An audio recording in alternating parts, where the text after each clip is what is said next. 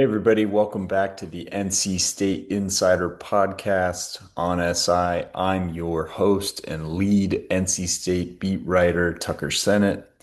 It's good to have you back. Excited to talk more Wolfpack sports today.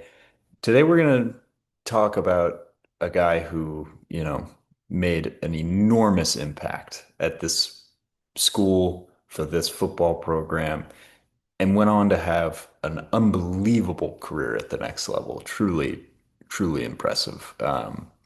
One of the great quarterbacks of my era growing up, but sort of at times overlooked.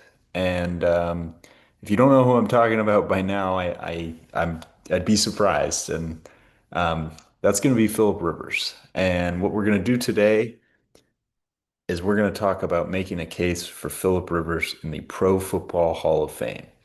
The reason we're doing this today is because just recently, Rivers' teammate Antonio Gates, his San Diego and Los Angeles Chargers teammate Antonio Gates was inducted into the Pro Football Hall of Fame in Canton, Ohio.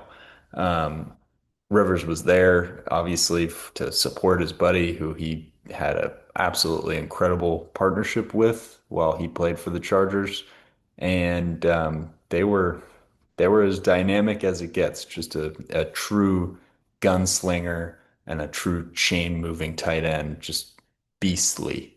Um, those guys. That's a that's it was a different time in the NFL. They played a different brand of ball that I'm sure a lot of people miss. But to go back and look at Philip Rivers' entire career, you got to start at NC State, where he was a legend. He rewrote both school and ACC record books across his 4 seasons. He played 51 games at NC State. He started every single one.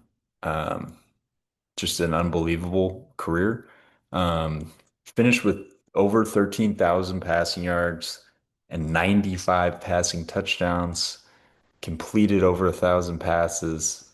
Through, if you know Philip Rivers, you knew as a gunslinger, he would throw some interceptions here and there. He had 34 picks during his college career, but he was incredible.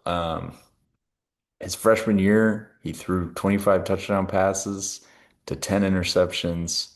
His sophomore year, he threw 16 touchdown passes to 8 interceptions. Junior year, 20 touchdown passes to 10 interceptions. And then he just broke out in a huge way his senior year. He threw 34 touchdowns to just 6 interceptions, and he finished with 4,491 passing yards that year. Rivers received all sorts of accolades while at NC State, and will go down as one of the great ACC quarterbacks of all time. He was the ACC Athlete of the Year in 2004. He was the ACC Football Player of the Year in 2003, Offensive Player of the Year in 2003, first team All ACC in 2003, second team All ACC in 2002, ACC Rookie of the Year in 2000. Just an unbelievable career while he was with the Wolfpack. And obviously, current coach Dave Duran was not in Raleigh at that point. It was Chuck Amato still, and boy, did Rivers perform well. They played in 4 bowl games. Uh, they played in the Micron PC Bowl, which they won when Rivers was a freshman. They played in the Tangerine Bowl, which they lost in the 2001 season. They played in the Gator Bowl in the 2002 season, where they played against Notre Dame, and Rivers actually led them to a victory in that game. And then obviously in his unbelievable senior season, they played in the Tangerine Bowl, and Rivers dominated. He threw for 475 yards and 5 touchdowns. Eh, the unbelievable thing about that 2003 season, Rivers was not invited to the Heisman Trophy presentation. That year, I will tell you who won. That was the Jason White year, and the quarterback or the players invited to that one would have been Jason White, Larry Fitzgerald, Eli Manning, and Chris Perry. So Rivers actually finished seventh in Heisman voting. Um, behind after those four, you had Darren Sproles from Kansas State and Matt Leinart from from USC, of course. And um, some guys Rivers finished ahead of were Mike Williams at USC, Ben Roethlisberger at Miami of Ohio, and BJ Simons at Texas Tech. So an impressive year for Rivers, but not quite enough. He received 18 first place votes in that season, but just didn't quite make the cut. Rivers declared for the NFL draft, and I'm sure you all know the drama that occurred with his draft process. The Chargers wanted Eli Manning. Eli Manning didn't want the Chargers. They end up with Phillip Rivers. Pretty good consolation prize. He ended up being there for 16 seasons. You could do a lot worse. And while he didn't win a Super Bowl, he was unbelievable for that organization. He in a lot of ways is the San Diego Chargers. He is, I mean, not the Los Angeles Chargers. He wasn't part of the move, or he was part of the move, but he wasn't there long enough to make a legacy in LA. But I mean, this is a guy that made 8 Pro Bowls. He led the league in passing. He he led the league or tied for the league lead in touchdowns in 2008. This is an elite quarterback, and he sort of he kind of had two phases to his career.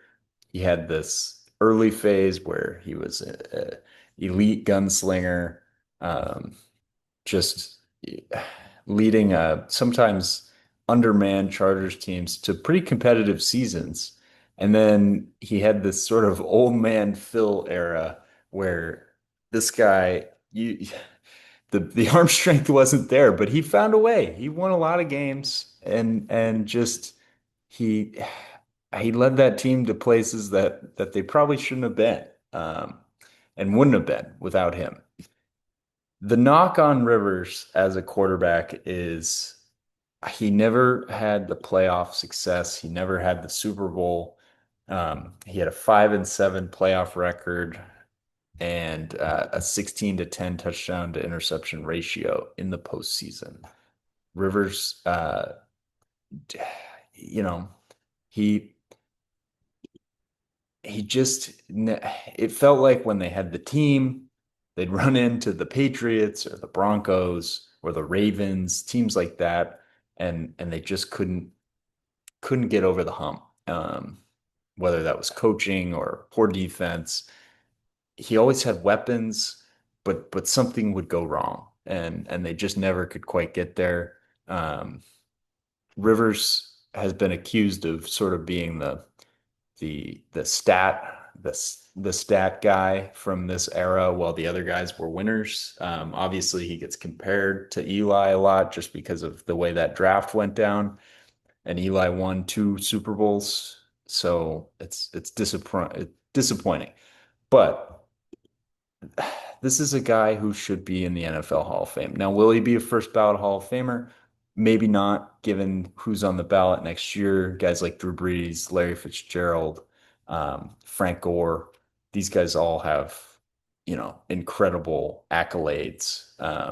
Even though Fitzgerald and Gore don't have that Super Bowl, those guys did what they did for a long time and are in the record books. So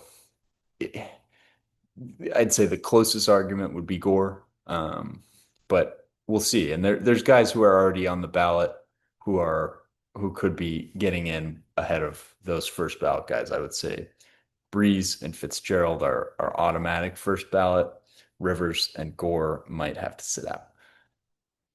Nonetheless, to make an official verdict, Philip Rivers is a Pro Football Hall of Famer, no question in my mind. This is a guy who defined a franchise for a really long time, 16 years. That doesn't happen in modern sports, modern football. I mean, obviously quarterbacks tend to stay in one place for a long time, but it's becoming increasingly more likely that these guys move around. Rivers obviously did do his sort of mercenary stint with the Colts, where he had a good year. The team made the postseason. Rivers wasn't he was a shadow of his former self, but he won games for that team. He moved the ball and moved the chains and just kind of flew up and down the field in his older age, and they didn't go as far as they ultimately wanted to, but they made the postseason, which, an impressive feat for an older quarterback. So yes, the verdict is uh, Rivers checks every statistical box, whether it's longevity, consistency, or elite numbers.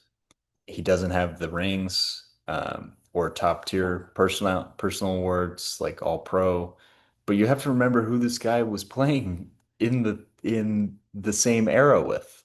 Brady, Rodgers, Breeze, elite quarterbacks, the Mannings. Like these are guys that were very good, and Rivers sort of bridged two eras. By the end of his career, he was going toe to toe with Mahomes and these younger quarterbacks that I can't think of. But this guy's a Hall of Famer, no doubt, no doubt. And in my opinion, he's not in the College Football Hall of Fame. And given that last season, the College Football Hall of Fame is finicky because they they look at your whole body of work, and their criteria is sort of changing as guys begin to transfer more and have shorter college careers.